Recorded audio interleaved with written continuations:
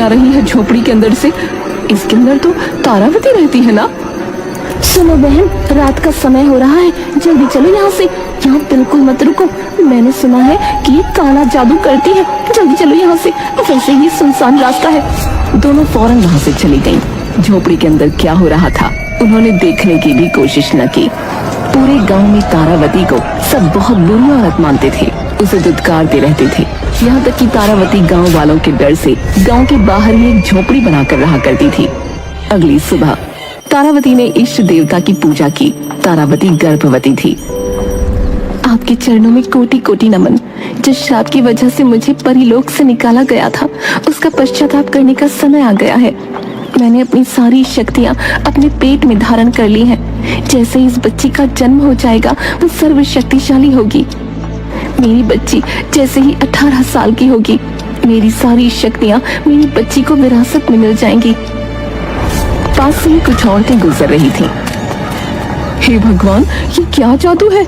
इस चुड़ैल को तो देखो उमा, इसका पेट देख कितना बाहर आ रहा है। लगता है गर्भवती है, 9वां महीना चल रहा है। अरे ये क्या बकवास कर रही है तू? जरा मुझे भी तो ढंग से देखने दे। हे राम, तू सही बोल रही है। अरे इसको कल ही तो मैंने बाजार में देखा था। गर्भवती तो नहीं लग रही थी कहीं से भी, पतली दुबली लग रही थी, लेकिन आज तो ऐसा लग रहा है कि मोटा डाबर खाकर बैठी है। वो दोनों औरतें डर के मारे फौरन राजा के दरबार में पहुंची। राजा को ये सारी बातें बताईं। राजा ने सैनिकों को तारावती को लेकर आने के लिए कहा।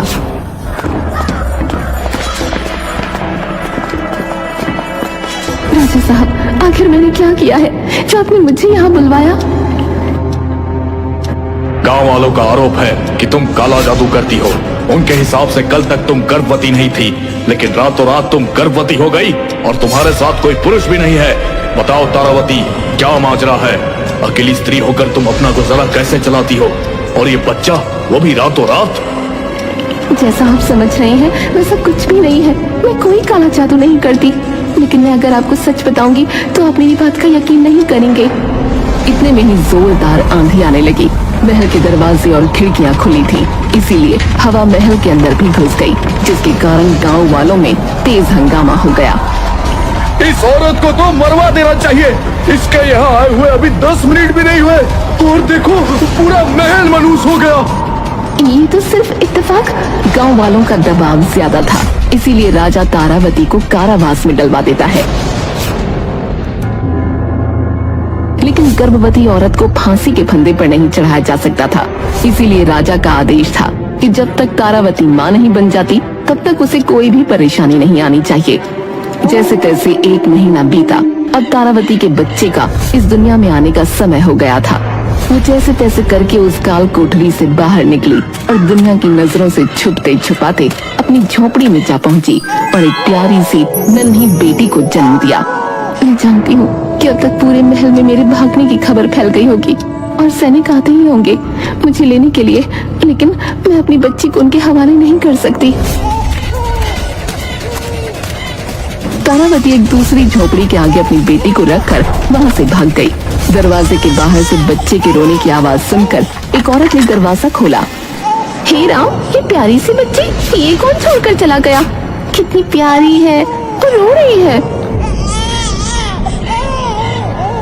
औरत फौरन उस बच्ची को अपनी गोद में उठाकर घर के अंदर ले गई।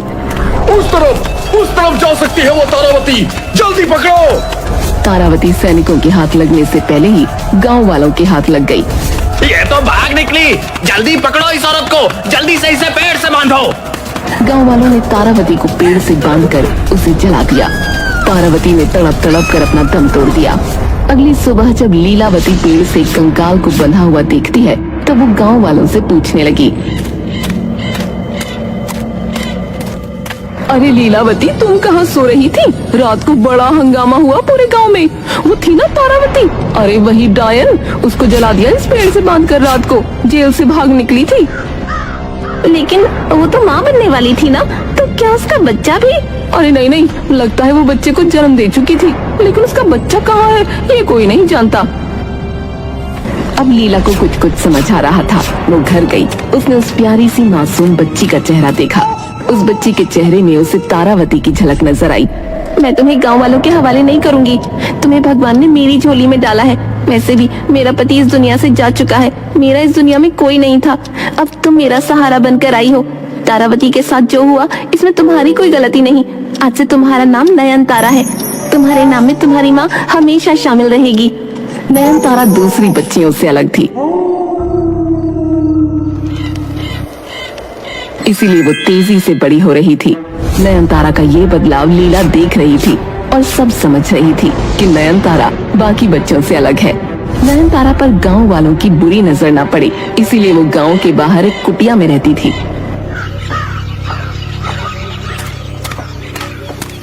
माँ ये देखो, मैं मीठे मीठे बेर लेकर आई हूँ। अच्छा, तुझे कैसे पता ये मीठे हैं? कुछ खट्टे भी तो हो सकते हैं। सब पता है माँ, कोई सा भी चख लो, सब मीठे हैं। नयन तारा कोई साधारण लड़की नहीं थी, बल्कि वो एक जादुई लड़की थी। लीला को भी काम में कोई भी मुसीबत आती तो नयन तारा अपने जादू से चुटकियों में वो काम पूरा कर दिया करती थी। अरे बारिश की वजह से लकड़ियाँ गीली हो गई हैं। मुझे भी याद नहीं रहा कि रात को बारिश हो सकती है। मैंने लकड़ियों को अंदर रखा ही नहीं। अब खाना कैसे बनेगा? तभी नयन तारा उन्हीं गीली लकड़ियों में आग लगा देती है। इसमें इतनी हैरानी की क्या बात है माँ? लकड़ियाँ ही तो है, वो तो जलेंगी। उनका काम है जलना। ये जल गई, अब बना लो खाना। नयन तारा को लगता था कि ये सब सिर्फ इत्तेफाक है, लेकिन दरअसल ये तो उसके जादू की वजह से होता था। अब जैसे तैसे नयन तारा बड़ी हो रही थी, वैसे वैसे लीला भी बुजुर्ग होती जा रही थी। ये पेड़ तो बहुत ऊंचा है, लेकिन जो फल पेड़ के सबसे ऊंचे हिस्से में होता है वही वाला स्वादिष्ट होता है। इंतजार करना पड़ेगा, जब वो नीचे गिरेंगे तब मैं अपनी नयन तारा को खिलाऊंगी। आपको सबसे ऊंचे वाला फल खाना है ना माँ? ऐसा बोलकर नयन तारा पेड़ पर हाथ रखती है। ऐसा करते ही पेड़ के सारे फल नीचे गिर पड़े। मैं आपको उठाकर देती हूँ सबसे मीठे वाला फल। ये लो, ये वाला फल सबसे स्वादिष्ट है। ये सिर्फ आपके लिए है। लेकिन मेरी बच्ची, ये तूने क्या किया? पेड़ के सारे फल नीचे गिरा दिए। इतने में ही फलों का मालिक वहाँ पहुँचा। मेरा इतना नुकसान कर दिया, मेरे पेड़ के सारे फल तोड़ दिए, मैं तुम्हें छोड़ूंगा नहीं। मुझे माफ कर दीजिए, मेरी बच्ची को भी माफ कर दीजिए। इसकी भी कोई गलती नहीं है, नादान है बेचारी। माफी से क्या होगा? तुम्हें ये सारे गिरे हुए फल को खरीदना होगा। मेरा तो भारी नुकसान हो गया। मेरे पास तो इतने पैसे नहीं हैं। तू बुढ़िया, पैसे भी नहीं और मेरा नुकसान भी कर दिया। तभी वो आदमी देखता है कि नयन तारा ने 3 ताली बजाकर उन सभी फलों को वापस पेड़ों की टहनियों पर टांग दिया। ये देखते ही वो बौखला गया। हवा में उड़ते हुए सारे फल टहनियों की तरफ वापस जाने लगे। अरे ये तो जादू करती है। ये बोलकर वो आदमी भाग गया। तूने दूसरों के सामने अपना जादू क्यों दिखाया? मेरी बच्ची, वो पूरे गांव में ढिंढोरा पीटेगा। चल जल्दी चल यहाँ से। लीला नयन तारा को लेकर वहाँ से भागने लगी और फौरन दूसरे गांव जा पहुँची। दूसरे गांव में वो नदी किनारे कि कोई उसे वहाँ ढूंढ न ले। कल तेरा जन्मदिन है, तू 18 साल की हो जाएगी। तुझमें अकल कब आएगी? तू इतनी बड़ी हो गई है, हमें वो गांव छोड़ना पड़ा। मुझे माफ कर दो माँ, वो सब अनजाने में हो गया। लेकिन अब हम कहाँ रहेंगे? मुझे तो कुछ समझ नहीं आ रहा।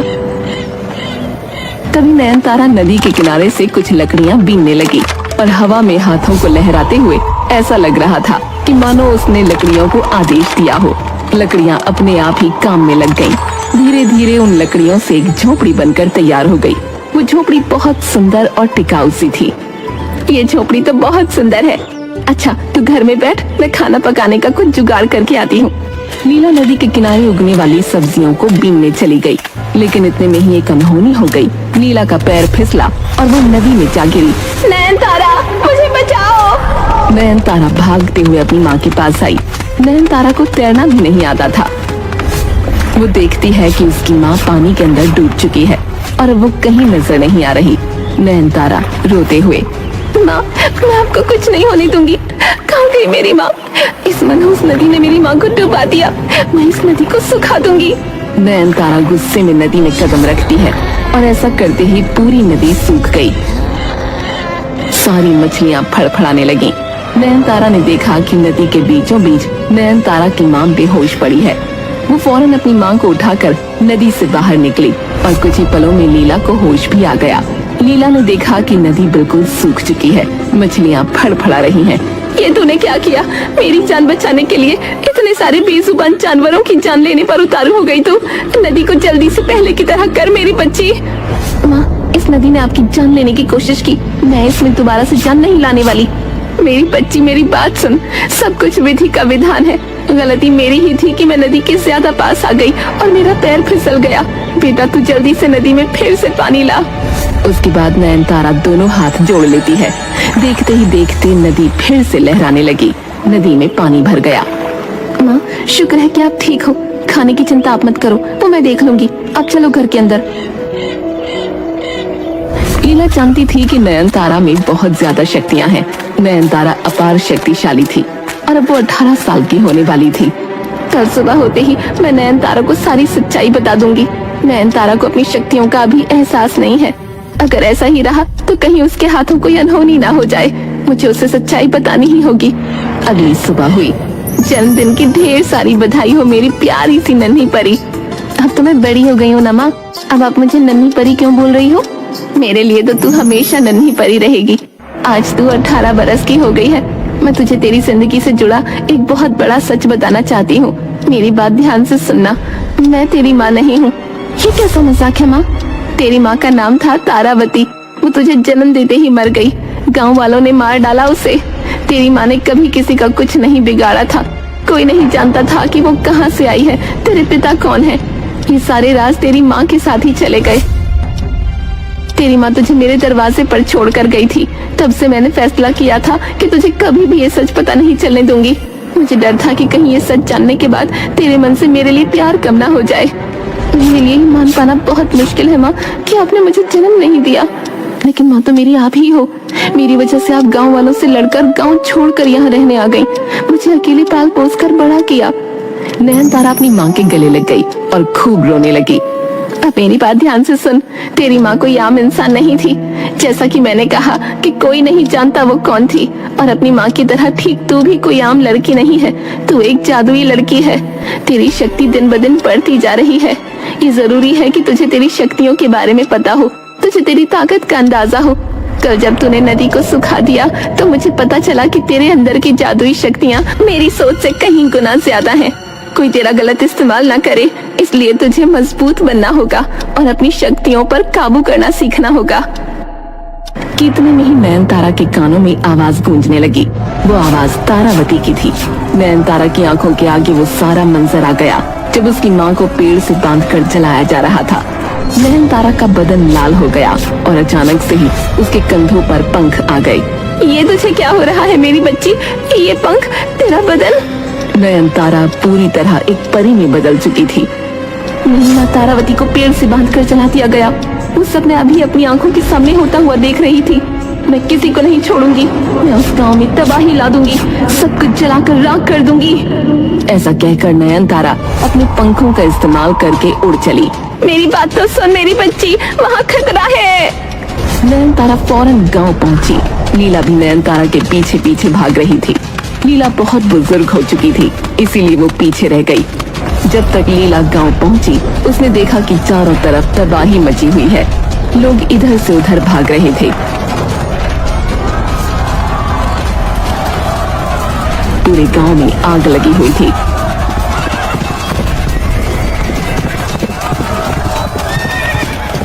ये कैसी राक्षसी है हमारे गांव में? सैनिकों, जल्दी हमला करो। लेकिन नयनतारा कहाँ किसी के हाथ आने वाली थी। नयनतारा आग की बरसात करने लगी, कभी पत्थर तो कभी तीर। नयनतारा के मन में बदले की भावना का कोई अंत नहीं था। मेरी बच्ची मेरी बात सुन। इन गांव वालों और तुझ में क्या फर्क रह जाएगा? जो इन्होंने तेरी माँ के साथ किया उसका बदला तू इस तरह से ले रही है। ये सब देखकर तेरी माँ को बहुत बुरा लगेगा। तेरी माँ को इन्होंने इस गलतफहमी में मारा कि वो एक बुरी औरत थी, वो उनके लिए खतरा बन सकती थी। लेकिन वो असली खतरा तू क्यों बन रही है मेरी बच्ची? तू ऐसी नयनतारा नहीं है। लीला की बातें सुनकर नयनतारा अब होश में आ रही थी। उसने चारों तरफ की आग को बुझा दिया, सभी लोगों के घरों को पहले की तरह ठीक कर दिया। महाराज, मैं आपसे प्रार्थना करती हूँ, मेरी बच्ची को कुछ मत करना। उसने अपनी गलती सुधार ली है। महाराज भी सैनिकों को इशारा कर कदम वापस लेने को कहने लगे कि इतने में ही आसमान नीला पड़ गया, बादल गरजने लगे और इसी के साथ ही तेज रोशनी से कुछ परियां निकलकर बाहर आने लगी।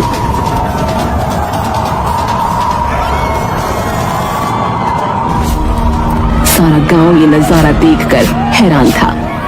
नयनतारा, आप परीलोक की राजकुमारी हो। परीलोक की राजकुमारी? आप क्या कह रही हैं? मुझे कुछ समझ नहीं आ रहा। जी हाँ, आपकी माँ तारावती परीलोक की रानी परी थी, लेकिन उन्हें दुश्मन देश के राजा से प्रेम था। उनकी प्रेम कहानी तो सफल ना हो सकी, लेकिन इसके साथ साथ तारावती रानी परी को श्राप दिया गया और इस श्राप की वजह से वो धरती पर रहने लगी थीं। उन्होंने एक दिन फैसला किया कि अब पश्चाताप करने के लिए उन्हें अपनी शक्तियां त्यागनी होंगी, लेकिन शक्तियां इतनी अपार थीं कि उन्हें सुरक्षित रखने के लिए किसी बहुत मजबूत इंसान की जरूरत थी। इसीलिए उन्होंने आपको अपने पेट में जगह दी। आप अपनी माँ की शक्तियों के साथ ही पैदा हुई हो। आज आप 18 वर्ष की हो गई हैं। इसीलिए आपको अपनी माँ की पूरी शक्तियां मिल चुकी हैं। अब आप बिल्कुल तैयार हो परीलोक को सही रास्ते पर चलाने के लिए। हम आपसे प्रार्थना करते हैं कि कृपया आप हमारे साथ चलिए। अच्छा, तो आप लोग हो मेरी असली माँ के असली गुनहगार। और सुन लो मेरी बात, मैं अपनी माँ लीलावती को छोड़कर कहीं नहीं जाऊंगी। नयनतारा राजकुमारी, तारावती परी को परीलोक से बेदखल करने का अंजाम पूरा परीलोक आज तक भुगत रहा है। परीलोक में आज तक उजाला नहीं हुआ, लेकिन आपके वहां जाने से परीलोक का ये श्राप टूट जाएगा। कृपया हमारे साथ चलिए। मेरी प्यारी बच्ची, मैं जानती हूँ तू मुझे बहुत प्यार करती है, लेकिन तेरी जगह ये नहीं है मेरी बच्ची। यहाँ इंसान है और जहाँ इंसान है वहाँ बहुत पाप है। वैसे भी तू परीलोक की राजकुमारी है, तेरी असली जगह वहीं पर है मेरी बेटी। तू मेरी चिंता मत कर। क्या मैं अपनी माँ लीलावती को लेकर परीलोक आ सकती हूँ? आज से आप ही रानी हैं। आप जो चाहेंगी परीलोक में वही होगा। नयनतारा बहुत खुश हुई और आसमानों की तरफ उड़ान भरती है और तभी एक टिमटिमाते तारे की रोशनी की तरह वो कहीं गायब हो जाती है। गांव वालों ने बहुत बड़ा पाप किया है। तारावती को जान से मारकर, वो तो बेचारी निर्दोष थी। सभी को कर्मों का फल मिल चुका है। और उस दिन के बाद से नयनतारा अपनी माँ लीला के साथ परीलोक में हमेशा हमेशा के लिए खुशी खुशी रहने लगी। जादुई लड़की की कहानी अब पूरे गांव में प्रचलित हो चुकी थी। यहाँ तक कि आसपास के 7 गांवों में भी जादुई लड़की की कहानी कई सालों तक जिंदा रही।